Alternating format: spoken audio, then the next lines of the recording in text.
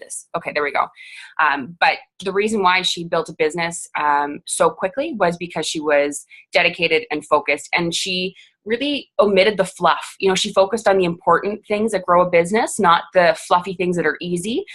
She focused on conversations with people. She focused on doing the vital behaviors really, really well. So I'm going to stop talking, and I'm going to pass it off onto AMQ, and she's going to teach you guys how to build a business when you're busy AF. Okay?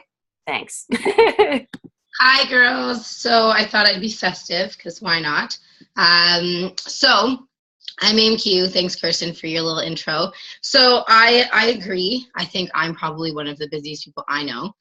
And we're all busy, right? So I know that that's something that as coaches, when we're talking to potential challengers, that's literally, I think for me, it's the first thing they say, not being able to find time, and then obviously price, right? So for building my business, a lot of what I started from the very beginning was just being really real. And the whole reason why I started Beachbody and I started even coaching was because of the fact that I'm always so busy. And so just a little bit of a background on me. I work for a travel company. So that actually requires me to always be on the road. I'm literally on flights, in hotels, at Airbnbs, down in resorts, and it's great and it's glamorous and it sounds and it looks really good, but it actually, made me gain 40 pounds because as much as I wasn't really eating crap, sometimes I would just choose not to eat at all. Or, you go from being super active to not active at all. Those things kind of affect you. So when I found that this helped me so much, I finally found something that worked and I was like, oh my God, this is so amazing. I thought to myself, okay, wait. This worked for me and I was super busy. Everyone tells me they're super busy. So why wouldn't I make that part of my branding and just talk about it all the time? Take a photo of me doing yoga in an airport lounge. People think I'm crazy, but when you see that on someone's social media feed, you think, holy shit, like if she can do that, I mean, I can do that. Maybe I'm not ballsy enough to do yoga in an airport lounge, but it kind of gets them thinking about like, you know what, listen, like I could probably do this too. So I kind of took my approach to my workouts and getting them done, even though I was busy AF. And I was like, okay, well, I can build a business with the exact same concept. So the idea behind how I've done it, and I've actually been coaching it was my year anniversary like a couple of weeks ago, which is crazy. And I'm working on hitting Success Club 10 this month for the 12th month in a row. So that would make me super, super happy. It's going to happen. It's going to happen. But basically the way it all came down to it and how I started this and how I've been, pretty decent at it is literally just because I have a job already. I have a career, and I have days where I love it. I have days that I don't, but a job is a job, like work is work. And for this, you can't think about it as work. I have my coaches asking me all the time, like, how do you do it? One of my coaches, Nikki, is like, I don't get it. She's a really good friend of mine. She's like, I don't get it. Like, you're so busy. I don't understand how you do it. And it's like, I don't know how else to explain it, but to say that I don't look at this as a job. Like, this isn't work for me. I just have set myself up on a schedule where it makes sense. And do I do it every day? No. Have I been slacking on sending out invites? Yeah. Like, I'm human. It happens. But what I do is every morning I wake up and Kirsten taught me this so early.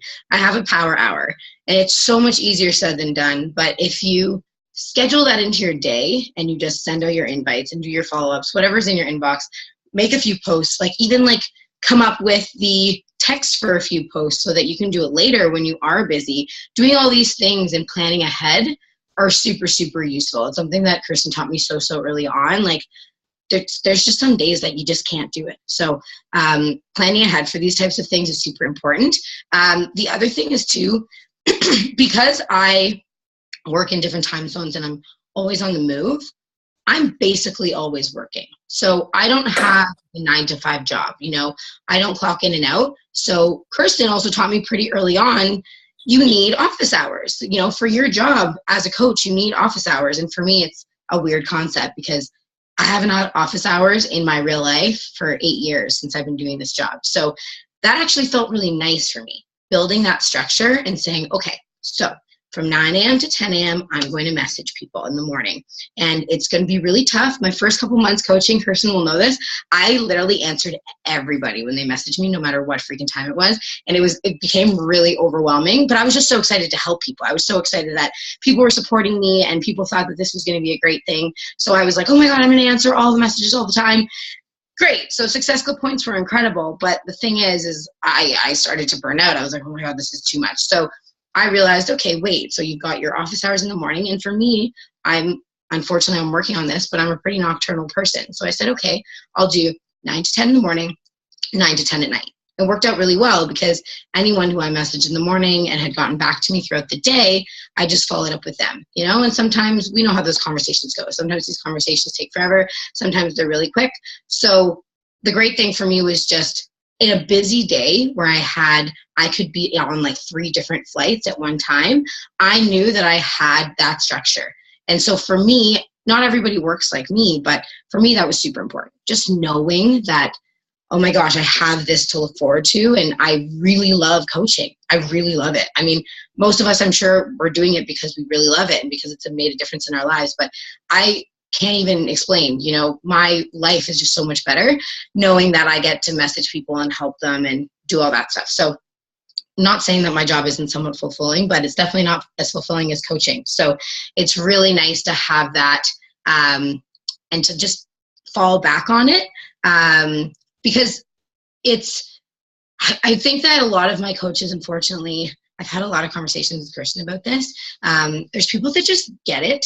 And then there's people that don't have enough faith and don't trust the process. It's just like when you start a program and you're like, oh, I still have blubber on my stomach after 3 days. Like, duh. Like there's a process in it, So they just don't get it. You're not, if you just commit and say, okay, well, I did this week, it didn't work for me, try something else. If a coach says that they like writing, like I like writing in a notebook, I tried to do the spreadsheet thing and color code everything, and I just stopped doing it because I hated it. So then I went back to writing in a notebook. Just figure out what works for you. And I think the biggest piece of advice I could say is just don't treat this like, as much as you want to treat it like a business, don't get to the 28th of the month and turn into like a crazy monster person because you haven't hit Success Club, and remember that people can feel that when you're messaging them. It's so hard not to be desperate when you're like, I'm so determined to hit Success Club and oh my God, I have to message all the people and be super frantic. But just remember that, they can feel it. Like the same way that I know Nikki and I talked about this yesterday, one of my coaches that's on the call, we were talking about how I have not had the best run. Like the last couple of weeks have been like touch and go.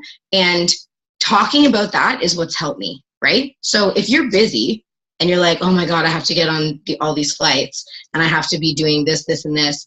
I just talk about my journey, right? I just say, hey, I flew from Regina to Saskatoon today and then I have to fly to Toronto and oh my God, I'm gonna be so tired, but I'm gonna try and get a workout in between. That's the kind of stuff people are like, wait, how can you get a workout in between? Tell me more. Like, how is that even physically possible? And those are the things that start sparking interest. So I ramble a lot, but I think the moral of what I'm trying to get to is I have done well because I've just treated this as something that I do, not something that I have to do. So I don't wake up every morning feeling like I am forced to send out my invites and forced to follow up with my challengers and forced to send out, challenger of the month little presents. Like I'm not forced to do any of that. This is me deciding how I want to run my business and learning every day. So that's so invigorating knowing that you wake up and you're like, oh my gosh, I can do whatever I want today. I'm going to do whatever I want. I'm going to say what I want. I'm going to post what I want. People are going to like it. People aren't. And honestly, it's been so refreshing. Like Kirsten said, there was times where I straight up knew I wasn't going to enjoy working with coaches. And it's so funny. Like people just weed themselves out, right? Your vibe attracts your tribe. And we need to not be afraid of that. I'm currently dropped in rank, but I'm not worried about it because I have a sick team right now. They're incredible. And I love these girls and I want to talk to them every day. And I didn't feel like that when I first hit Diamond. I felt like, yeah, I really wanted that goal, but I wasn't seeing the big picture. So when I started realizing, oh my gosh, being honest and being real is actually somehow organically just bringing me the people that I want. That was the coolest feeling ever. So waking up every morning and just being like, these are my friends, like my girlfriends and I are going to have a talk today. That is just the best, because I'm sure we all know, like, we vent to our coach friends about every other part of our life. And imagine if those people weren't there, right? Like, how could you treat this as a business? Like, how could you, like, in my head, I'm like, of course it's a business. But in my head, I'm like, but like, how? Like, so most days I just talk to my friends about everything that isn't Beachbody related. And somehow I'm still running a business and making money doing it. So it's pretty crazy to think that we've had this opportunity. And I will say, and everyone that's worked with me knows this, like, I hate when people say they're too busy. So I always give my like spiel about if I can work out in an airport and an Airbnb, and if you guys follow me on social media, you know that I like pack my dumbbells in my suitcase. Like, I am serious. So if people tell me that they're too busy, I just have no patience for it. And I go on my little spiel. So I'm not a mom. I get it. You know, like I have friends that are moms. I have friends that are Beachbody coaches that are moms. It's a whole kind of different busy, right? So I know that I'm speaking only from my busy factor. But I think that it can be applied to a lot of other things, you know, like pressing play and having to be interrupted 3 times, but still getting to it and still finishing it because, you know, your kid needed you. You're still doing it, right? You know, is it optimizing? Maybe not. It's not the best workout you've ever done, but like, hey, you're doing it. So it's kind of the same way I feel with my coaching biz. So anyways, I'm rambling, but if you guys want to ask me anything, I don't know. I know Kirsten wants to talk about the health bet, which I'm actually really interested in because I unfortunately did not participate in it last time. So I definitely want to this time around. Oh, that was awesome. Like, I'm always so inspired by you because we can all get caught up in our own busy, right? And then when I talk to you or we text and you're like, yeah, I'm just like in an airport and crushing this. And then I have to meet with kids and like sign them up. I'm like, oh yeah, I'm not really all that busy. I like create busy in my mind. And one quote I heard that I really liked, it was, busy is not a badge of honor. And in our society, for some reason, we think that if we say that we're busy, or if we say that we're we just can't commit to anything else in our lives because we're too busy, we think that that's a badge of honor, but it's not. It shows that we don't have control. It shows that we can't make priorities. So it's true that we can be busy, like physically, we have a tight schedule and lots of things to do, but it's a mindset. It is all mindset. And one thing that I learned actually that helped me, I make a to-do list every day. It includes all my Beachbody stuff I got to do, but it also includes like, do I have to get groceries? Do I have to make like a meal for a potluck at work? So I try to make it as small as possible, but I keep everything important on there. So let's say I have a ton of things on there. I'm not going to add in clean the bathroom and do the laundry. That can wait another day. If I'm feeling stressed out about all the things I have to do, omit the things that don't matter today. You know what? A lot of people have cat hair in their sink because their cat sleeps in the bathroom sink. You know, it's like, I'm going to have to wait a day to get that out of there because we have company coming over and I got to get it out. But you know what? I don't have to do it today. I don't have to stress about that. I'm going to focus on my my top 10 things I need to do and make it realistic. Because if you say like, you're going to invite 100 people today, you're going to message 100 people about coaching, you're going to run a sneak peek today and you're going to develop a challenge group. I don't do that in a day. That's a lot of work. I'd rather you pick like 1 to 3 things in the coaching world and do them really, really well every day rather than do 100 things half-ass, if that makes sense. So yeah, that's my 2 cents about being busy. And another good person to follow, if you're a mom, I don't know if you guys know Laura Mendenhall. She's a coach of Beachbody as well. And her workout videos are awesome. She'll post videos of her working out. She records all of her workouts and her kids are constantly there. Someone's screaming, someone wants a yogurt opened, and she doesn't stop. She just opens the yogurt, keeps going. She's doing push-ups around kids on her that are screaming. And you know what? Sometimes she says, I got 20 minutes out of a 30-minute workout done today, but I got something done. So, you know, I think she just shows that you don't have to be perfect to get it done, and like busy is okay. Like it's okay to, you know, have a life that's hectic, and it doesn't have to be glamorous and show you like getting a full workout in if you've got 2 busy kids at home. You know, you just have to do the best that you can with your schedule. Virginia, do you want to add anything in there? Hi, Jen. Hey. My eyelashes reacted, so that's why my No! I was so worried when I commented. I was like, oh shit.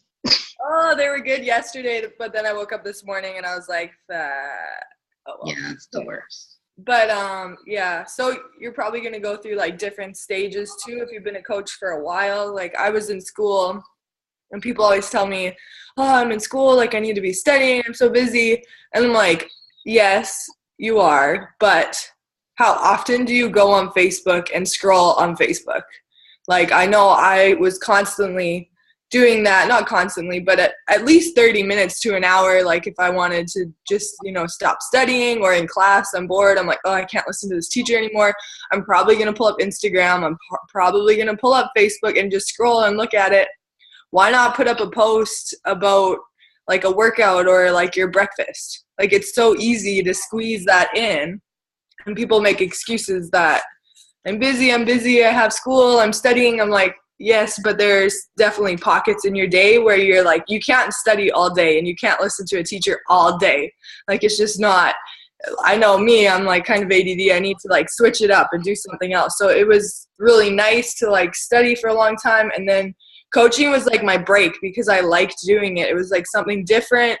And I knew that in a couple years down the road, like this could pay off so much. And I think that's why I always committed to it, because I just saw like the bigger picture. And I saw a lot of videos from top coaches that said, that first year you're going to put in a lot of work.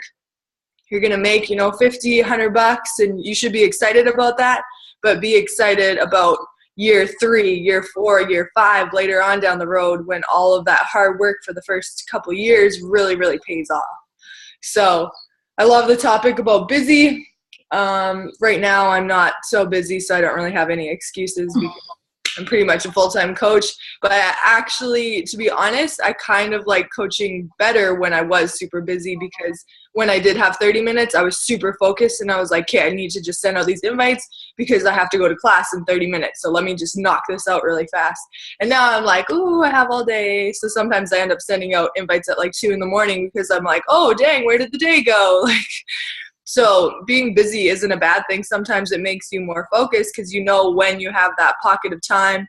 Or like AMQ, if she's flying, say that flight doesn't have Wi-Fi, she's like, okay, I'm in the airport for an hour, I need to eat, but also I can send out these messages because on the airplane I know that I can only listen to music or I can only write in my journal or whatever. So use busy as an advantage and just use 30 minutes or an hour to really focus on doing something productive. It's so funny because I find the exact same thing on the days, like I still work dental hygiene 2 or 3 days a week, and I don't work like long days or anything, but like the days that I am working, I get way more done. Like, cause on my days off, I'll be like, oh, I got a lash appointment. I got to get my nails done. Ooh, I'm going to check out Bath and Body Works. I need some soap. It's just like on my days that I'm working, first thing in the morning, I do what I do every morning. It'll be my PS coach page, my downline page, my challenge groups, the test groups. I focus on that stuff, get that done, get my post done for the day, post on every social media outlet that I run. And then at lunchtime, I answer messages, I reply to things. And then in the evening, that's when I invite. I always send my invites in the evening so that people, when they're laying in bed, they'll usually like go through it and get back to me by the time morning comes and I respond again. But then on the days off, it's like, oh, I have a bit more free time. And well, I'm gonna work on this like challenge group template, but I'm also gonna watch South Park reruns. So it's gonna be kind of like watching, not watching. So I totally agree that sometimes when I'm busier and I have a lot going on, my time and my energy is so focused. It's like, hey, you've got a sneak peek coming up. You've got to write down some ideas, or you're going live tonight in your sneak peek group. What are you going to say? Because as much as I want to say that I just go off the cuff on live videos, no. If I want to feel confident going live, I got to have a little plan. So yeah, I have to plan everything out. Does anyone have any questions that they want to ask any of us about being busy? Basically, one of the things, I don't use like paper in my business very often, or at all. I have a journal that actually AMQ got me for my birthday, I think. And I write down, if I have a one-on-one call with coaches, I'll write down a bunch of information in there so that I can refer back when we have a call again and we can go through some goal setting. I've taken that same journal to Summit. I have a bunch of Summit notes in there. So it's kind of like my little black book that's red, but I take it everywhere important like that. But as far as running my business, how do I track my challengers? In the notes section of my phone. Every person that I've had a conversation with that isn't ready right now or wants to do it next month or who's thinking about it, their name is in the December list in my notes. And then I have a list for every month of the year. So I can go back and say, hey, like so-and-so was interested in doing a challenge back in March and said they just didn't have the funds at the time, but they'd like to in the future. I'm going to message them. So if you're busy and you're on your phone, you can't have a book with you at all times and you can't have your laptop, but you always have your phone with you in your purse somewhere, run your business mobily. Have it on your phone. The My Challenge Tracker app, the Facebook app, all my photos are on here, everything. All the apps that I use to create images. I don't use PicMonkey. I can't use PicMonkey. I use like Moldiv and WordSwag and things like that. Rona Font, but I don't use my computer at all because if you're busy and like I said at work, I have to have that 30 minutes on my lunch break. I need to have this. I need to eat and like do everything at the same time. So I need to have it on my phone. So if you're a really busy person, try and take your business mobile. It works. I have a question. Yeah. Like when you schedule like times that you post on social media, like how do you have those posts prepared? Like I feel like they have to be like spur of the moment when I'm got makeup on or something like that. How do you schedule that? So are you talking about posts like just on my normal Facebook page and stuff? Yeah. So it varies. I'm trying to be more decisive about what I post, but typically I try and make my most important post or like my big post of the day first thing in the morning because at nighttime I can kind of plan it out to some degree. And then in the morning I have time to post it and refine it. But if I have a sneak peek coming up, or let's say your coach is hosting a sneak peek, or there's a challenge group coming up, or the health bet's coming up, or there's a sale on 3-day refresh, or you're doing Core de Force. I'm very strategic about what I post because I know that you can't just all of a sudden day up be like, hey, I have a sneak peek. You want to come and learn about what coaching is? I breadcrumb. So that week prior to my sneak peek, I'm probably going to post about it once a day, probably. So that's kind of how I do that. So I have to look ahead. So I'll say, okay, so if you're a coach in the downline page post like, hey, we've got the health bet's coming up on January 9th. Okay, so I'm going to start talking about that, like making a bet on yourself, winning money, talking about the details of that. But even if you go to like the coaches page, when you go and you log in and there's like on the right-hand side, there's a bunch of like updates and like coach news. In there, you can get the dates of releases, a lot of like upcoming things. So that'll give you a lot of really good ideas as to what to plan for so that when the day comes, it's not like, hey, there's a sale. It's like, oh, I kind of knew that was coming up. I knew she was hosting a group or part of a challenge group or whatever. But I find that's what I post about a lot. And this is something I've started implementing in the last few months, but I have like phase 1 and phase 2 of what I post about. So phase 1 will be posts that will likely encourage people to join me with their fitness. So I'm attracting challengers. I want posts that will help me hit Success Club in the first week or 2 of the month. So phase 1 is attracting challengers to hit Success Club. Once I've completed phase 1 and I've hit Success Club 10, I'm on to phase 2. So that's why I try and get it done early so that phase 2 is attracting coaches, putting out my vibe, really sharing what I do as a coach so that I don't feel like I have to like drag people to this opportunity. I want to share why I love it, how it's changed my life so that people are naturally and organically attracted to that opportunity. So I kind of have phase 1 and phase 2. And I find that just so simple. It just works in my mind. I'm going to focus on hitting Success Club first. I'm going to do behaviors and posts, workout videos. I post more workout videos in like the first part of the month, but then let's say if I like get a lot of coaches and things are looking good, then I post more workout videos. So if the lighting's good, I'm going to shoot my workout for sure. Okay, thank you. You're welcome.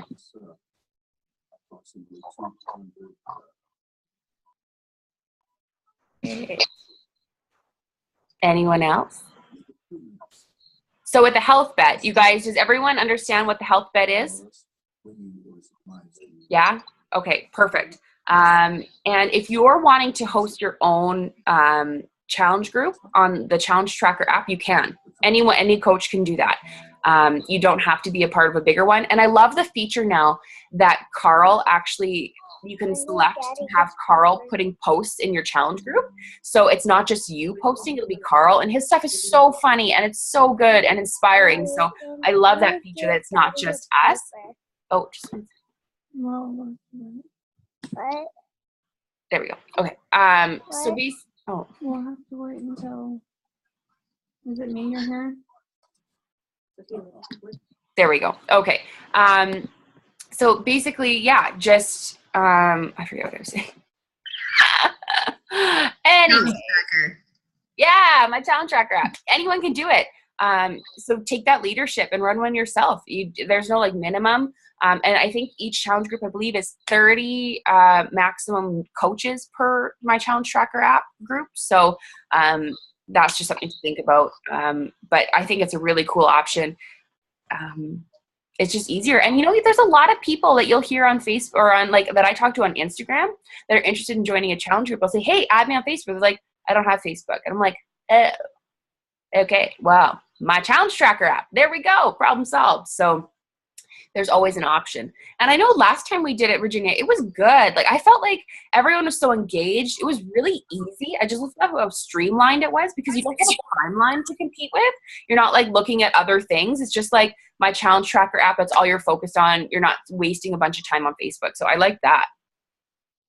Yeah, and I think this time around I'm going to put like posts in there too. I know last time I've just used it for people to track their workouts in Shakeology. So I'm going to try and do posts this time and see how it goes. It's kind of just a trial and error thing, but I think some people really enjoy like seeing like I worked out every single day this week or I drank my Shakeology every single day this week. It's kind of like satisfying to see how you're doing. So definitely give it a try. If you're an Emerald coach or above, you could definitely do it with your 2 coaches and then all of your challengers can be in there. So take advantage of it because you never know what's going to happen to Facebook. Like they even just remodeled and a lot of people used to have like lists. You could put people into lists. So say you added a whole bunch of new people, you could put them in lists.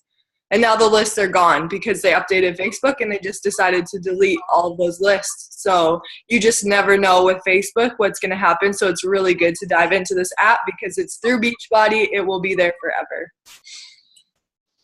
Yeah, absolutely. Technology changes so quickly, and I think it's important that we stay on top of it rather than being resistant to it. Because I know when Snapchat came along, I was just like, I can't do this. And I think it was you, Virginia, at Summit. You're like, you have to get on the Snapchat train. Like, you have to do this.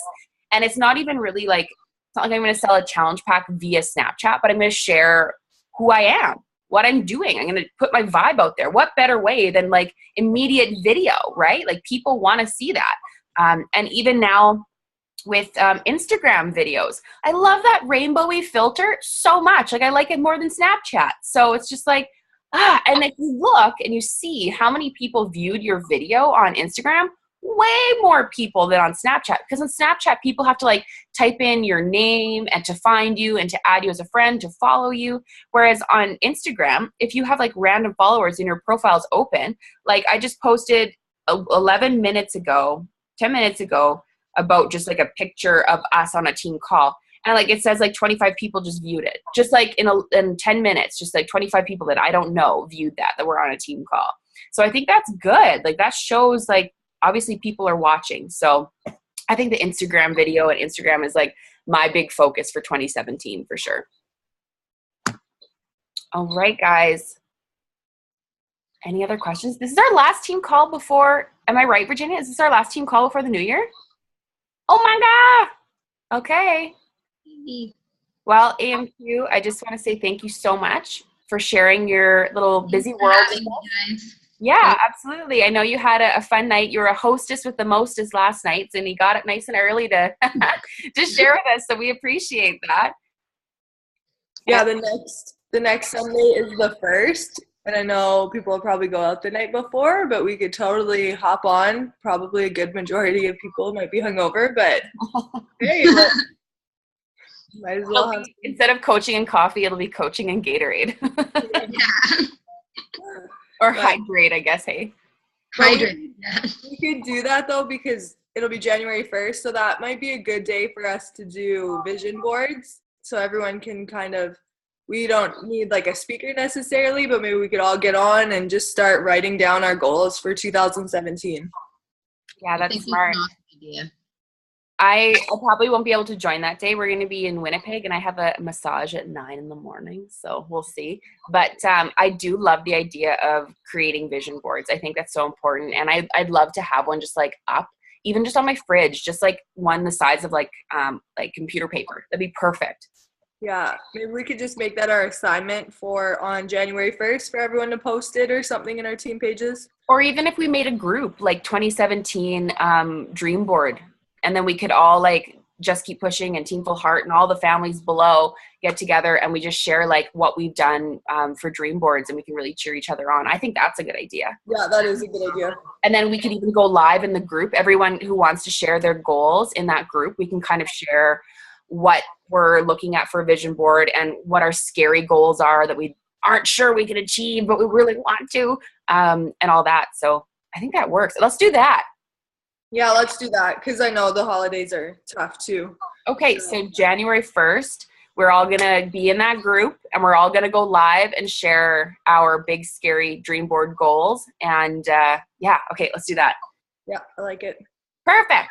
Okay, so we will make that group in the next little while here and post it in the downline pages, and then you guys can just add yourselves to that group, and then we'll all be in there and we can share our dream boards. Awesome. Okay, thank you so much, guys, and have a very Merry Christmas, and we'll see you in the new year. Bye. Bye.